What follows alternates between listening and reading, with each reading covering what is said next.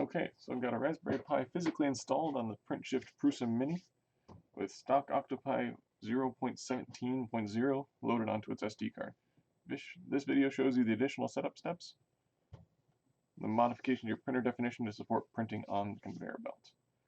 I hooked my Octopi up to a wired network. When you do that, you don't need to edit your SSID first. Don't have to worry about it connected to a wireless internet. I'm printing in the actual print cave. The printer's actually through the door behind me. A bunch of them are running now, so it's a little noisy in there, but I prefer to wire my machines because I got a lot of overhead pipes and don't get great Wi-Fi signal. Alright, so first thing we're doing is connecting to our Octopi instance. If you have not done any setup, you can SSH to pi@octopi.local. I'm going to ask you if you haven't connected before. I'll ask you to want to do that.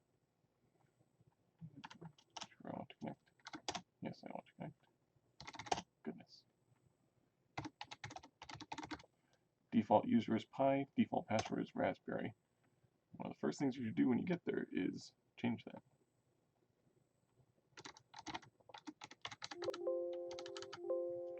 Sudo raspi config, get it going. Password Raspberry again. Sudo means switch user and do. So we're running this as a super user. Change our password. This is password for user Pi. You can create your own, but you really don't have to. Even if you're not planning to put your Pi up on the internet, you should set at least reasonably secure password for it. Your printer might go places, for instance. Network settings, host name, the name of your printer if you don't want them all called Octopi. What do I call this guy?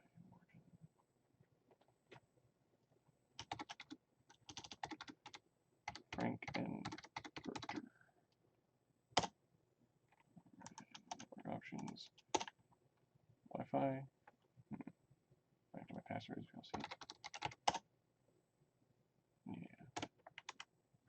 Cancel that and do that when I'm not recording. That's not work.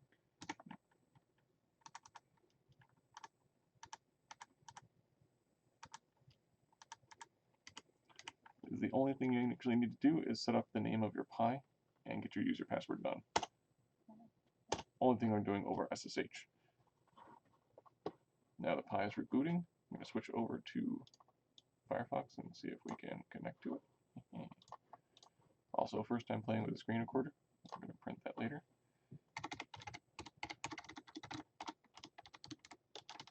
So going to frankenfurter.local should pop us over to the Pi.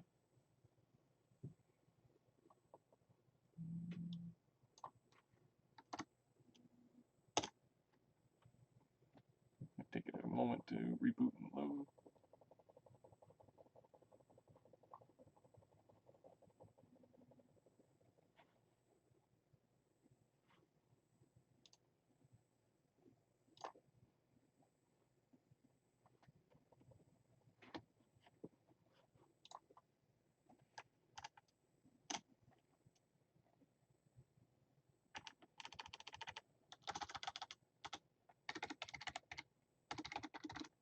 Oh, and it did come up.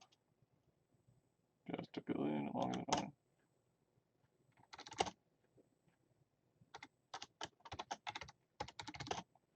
It's good to check that you can log in with your old name. Actually, the other thing I'm going to do on, while I got this guy going.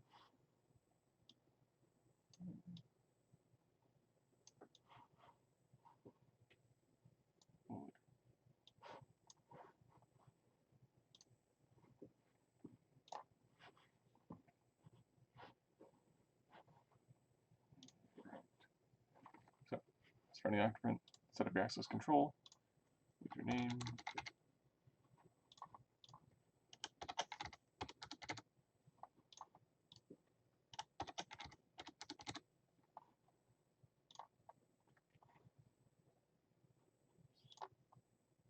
keep access control enabled.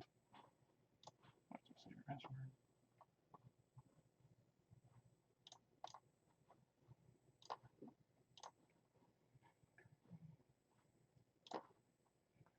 Enable your connectivity check. I enable all this stuff because I really like how octoprint is run.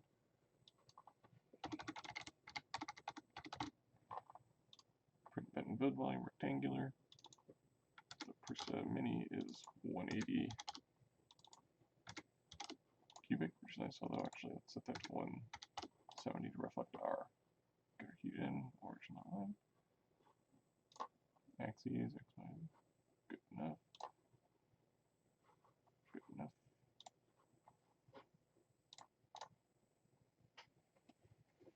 Really not much more to it.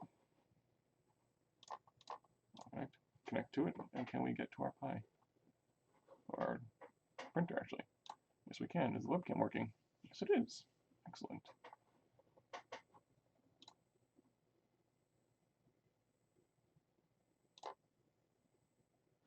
I'm missing the gear, though, for some reason. Oh, yeah, I had to take the bed off to clean it. I'm going to put the gear back on and be right back.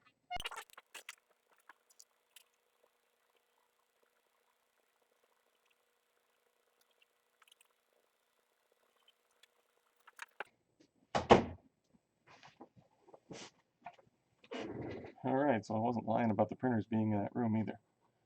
Okay, so, printer seems to be functioning. Everything seems reasonable. Might as well set it to PLA. Check out things are working. And we're going to switch to getting a print started.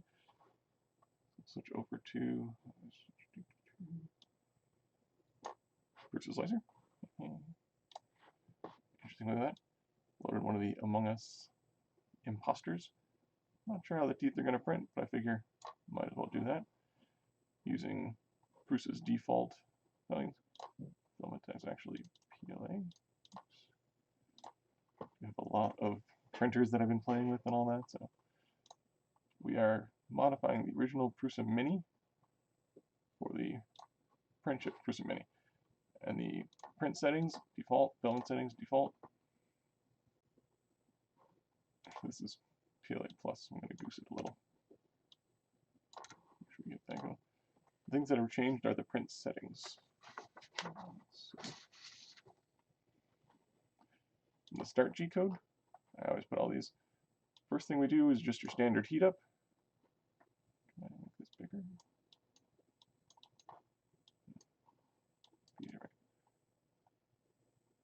So the second thing we're doing, the second code block, is first home, and then we move up the bed to eject and roll the bed for a while. We call that the barbecue roll. It's basically trying to get the entire the entire surface of the belt warm and thermally expanded. We're using film that is the lowest thermal expansion we can find, but there is still some. After you do the barbecue roll, you run the mesh bed leveling, so the belt is rolled, it is stopped. We're going to stop the roll. We wait for the first layer to get temperature. Prime the nozzle is the other thing that changed. We changed Prusa's prime settings. Instead of doing a stripe on the front, we do a little blob in the front corner of the bed. And Prusa always had the set flow in there, which I just left in. For the NG code, the same thing as Prusa to start with. And then we wait for 45 seconds, let our part cool. You can also just set that to cool down to a certain temperature, but I found that gets me good enough for most things. And then we move, roll and eject the part, turn off the fan, disable everything else. Nice and simple. So, Among Us, slice down. Looks good. I feel like I should make a little custom edit of this guy so you know. The profile has the whole limits of the bed, but the belt is only 145 millimeters wide, not the full 180, to clear the screws and whatnot. Alright, export the G code. Export that download. Fire over back to your web browser. You guys over there too. Got it preheated, just to save a little time. Upload. Now you can go to the G-code viewer. It'll take it a little while to load that, but it's never a terrible idea to check your part and make sure that what G-code you actually sent your printer is going to come out. A lot of times I don't bother, but You click print, and you are printing. In fact, the temperature first thing it's doing is actually dropping it for the probing speed. But I'm just going to leave this into the control. Let's see if I can full screen this video. But since it's already preheated, we're already starting that.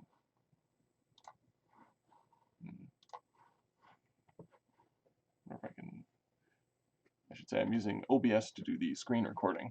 First time I've actually played with it, so I'm going to see if I can zoom in on this guy. Let it run that. We have a very slow feed rate going on for some reason.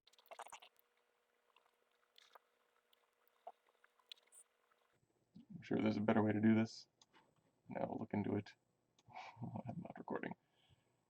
But for some reason I think it's kind of fun to just have it do it as live as possible. There we go. I was going to go up and roll the bed. Apparently there's something going on with the feed rates on there. To check what. I don't think I set the feed rate in the start G code. While we're waiting that, might as well go check.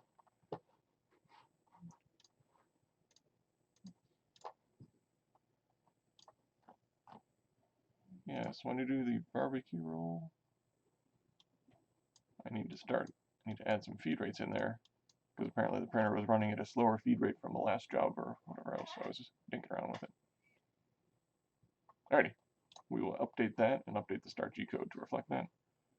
But for now, let's get a print going. It's almost to the ejection point, and once it starts the print, that won't make a difference.